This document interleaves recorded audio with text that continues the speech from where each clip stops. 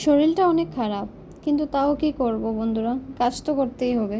ঘরে হোক আর বাইরে হোক, সব দিকেই ম্যানেজ করতে হবে। হ্যালো বন্ধুরা, কেমন আছো সবাই? আবারও চলে আসলাম আমার ছোট্ট একটা ভিডিও নিয়ে। সকালবেলা ঘুম থেকে উঠে বাসি কাজ সেরে চাটা করলাম সবার জন্য, তারপর রান্নাটা বসিয়ে দিলাম। আজকে রান্না করব সয়াবিনের আলু তরকারি, ডাল আর একটা ভাজা। তরকারিটা করে ডালটা বসিয়ে গিয়ে দেখি আমার পাপা একটা পুতুল নিয়ে বসে বসে খেলছে। জানো তো, ওর এইসব জিনিসগুলো অনেক মিস করব একদিন। তাই এখন ইচ্ছে করে সারাদিন বসে এইসব দুষ্টুমিগুলো দেখি।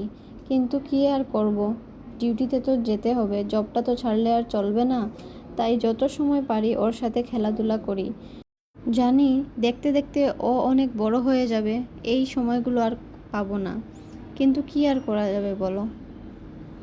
যতটুকু সময় পারি আমি আর আমার হাজব্যান্ড বসে ওর সাথে খেলাধুলা করি। আজকে আমার মন আর শরীর কিচ্ছু ভালো না। কারণটা হচ্ছে যে আমার মা অনেক দিন ধরে আমার সাথে ছিলেন, কিন্তু কালকে মা চলে যাবে। কারণ হচ্ছে যে মা নাকি বাড়িতে অনেক কাজ আছে। এখন অনেক দিন ধরে আছেন আমার সাথে, কিন্তু এখন থাকবে না। ভালো লাগছে না ওই জন্য। তোমরা তো জানোই, মা যদি পাশে থাকে, সব সময় সঙ্গে থাকে, তাহলে কত আনন্দ হয়। কখনো কখনো ভাবি, সত্যিই যদি মার সাথে আমিও ডেইলি ডেইলি দেখা করতে পারতাম, মাও যদি আমার বাসাতে আসতে পারতো আর আমিও যদি যেতে পারতাম, তাহলে কত খুশি নাই হতাম। কিন্তু কি করব, মা থাকে অনেক দূরে, আমি থাকি এখানে, পসিবল না সেটা।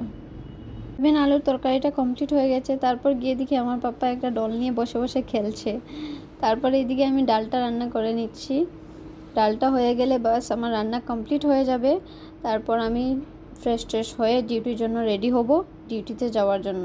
কারণ জানো তো, দুটোর ভিতরে গিয়ে আমার এন্ট্রি করতেই হবে, যে কোনো মতে হোক না কেন। আজকের ভিডিওটা এইটুকু বন্ধুরা, ভালো লাগলে লাইক কমেন্ট শেয়ার আর ফলো করে দিও। টাটা।